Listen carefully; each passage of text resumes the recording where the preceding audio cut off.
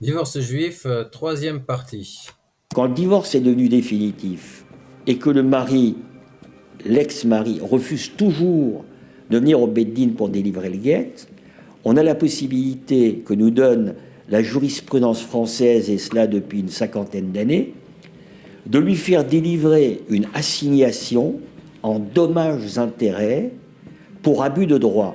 En effet, à partir du moment où ce monsieur s'est marié religieusement, même si la juridiction française n'entre pas dans les affaires religieuses du fait de la séparation du religieux et de l'État depuis 1905, eh bien, les juges considèrent de façon unanime et régulière qu'il s'agit d'un abus de droit.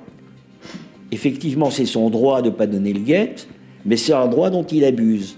Et donc, de façon régulière, systématique, les maris sont condamnés à des dommages-intérêts. Donc ça peut varier, parfois c'est 20 000 euros, parfois c'est 30 000, parfois c'est 50 000. J'ai vu des cas où ça allait jusqu'à 80 000 euros. Et effectivement, ça dissuade bon nombre de maris récalcitrants de persister dans leur attitude. Et généralement, ils viennent au Beddin et ils donnent le guet sans aucune contrainte. Ils viennent de leur plein gré, tout cela pour échapper à une condamnation à des dommages-intérêts.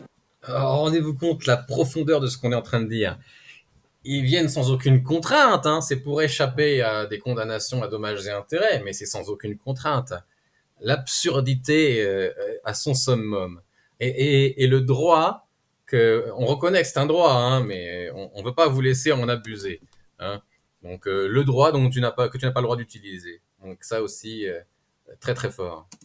Donc c'est très efficace, ça permet de frapper là où ça fait mal. Dans 98, Alors, le monsieur qu'on a vu avant, je le répète, était avocat dans les tribunaux civils en France, et ce monsieur-là est un rabbin qui travaille dans les services de divorce au consistoire de France. 99% des cas, les maris accourent au Beddin pour donner le guet et savent que c'est vraiment la seule issue et que c'est la meilleure issue. Ben, encore un super-héros avec des super-pouvoirs, quelqu'un qui lit dans les pensées. Donc, si vous voulez vous faire lire dans vos pensées, vivre une petite expérience extraordinaire, vous allez voir ce monsieur-là, il va vous lire dans vos pensées. Donc, monsieur sait exactement pourquoi les maris donnent le guet quand ils ont été contraints et forcés. C'est forcément parce qu'ils se sont rendus compte que c'était la bonne chose à faire. Je trouve qu'on est un peu trop frileux à l'égard des sarvanim, des maris récalcitrants.